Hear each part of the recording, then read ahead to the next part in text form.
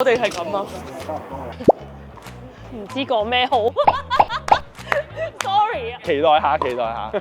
戶外羽毛球世界盃第一次參加世界盃嘅心情係好幾期待嘅，未出發之前就已經好興奮。既興奮又緊張。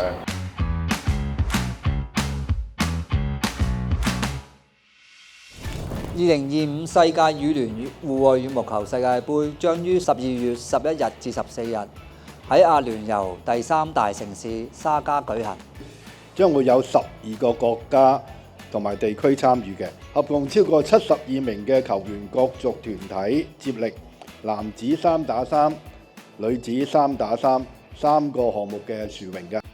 我哋攞咗個亞洲資格賽，今次係第一個世界盃，亦都係一個新興運動，即係都想將依個新嘅運動帶翻嚟香港。咁我哋今次就準備得比較多，唔錯嘅，有啲信心。因為我哋喺8月份嘅時候咧，我哋喺馬來西亞爭呢個入場券爭得好辛苦啦。咁所以我哋咧喺嗰個比賽翻嚟之後咧，其實我哋都不斷係咁練習啦，練習多啲，等自己可以喺世界盃嘅時候咧，可以有好啲嘅成績。冇其他，就係冠軍咯。真係，就係冠軍啦！當然戶外就有戶外因素啦，例如嗰啲風啊，即係風都有唔同，有順風、逆風同埋側風啦。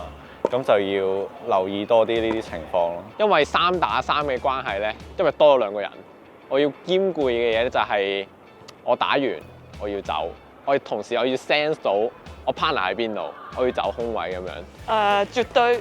絕對有啦，係撞埋咪？就有，一開始唔出聲咯，就成日都撞咯，後邊就開始叫咯，開始嗌就會啊你嘅我嘅咁樣就比較分工就比較明確咯。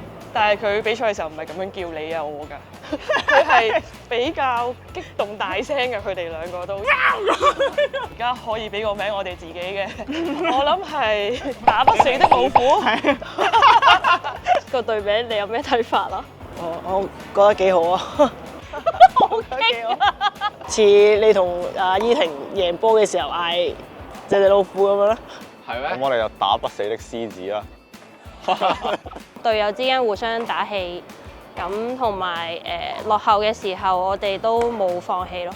咁我哋男仔有2個係我哋叫由選拔選入嚟嘅，由我哋2個以老帶少咁樣去做啦，配合有啲新嘅火花，感受好深刻。喺比賽嘅時候有嘅，我哋打緊嘅時候，突然間可能人哋會特登刻意追住我嚟打，或者可能突然間啲風大啲，可能我會突然間失幾球嘅時候，佢唔會怪責咯，佢反而可能鼓勵你繼續打下又會上翻嚟咁樣。咁呢啲係佢帶到我當刻嘅感受。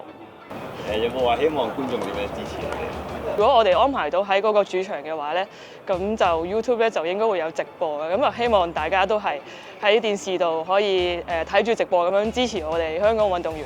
睇直播，係睇直播，留意多啲呢個比賽嘅新聞。點解係打不死老虎，唔可以老虎打不死嘅啫？